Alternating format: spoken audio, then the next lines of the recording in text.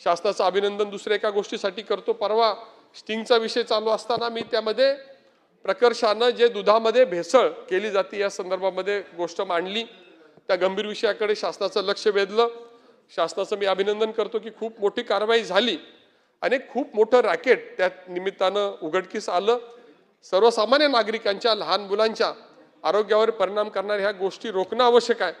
त्या बाबतीमध्ये जशी पावलं उचलली गेली त्याच प्रश्नाच्या दरम्यान मी एक गोष्टीकडे शासनाचं लक्ष वेधलं होतं, ते म्हणजे ग्रामीण भागामध्ये जे काही कटिंग पानसह वेगळ्या पानाच्या माध्यमातून काही गोष्टीचा प्रसार हा चुकीच्या पद्धतीने होतोय आणि ड्रग्ज हे आता ग्रामीण भागामध्ये मिळायला लागले।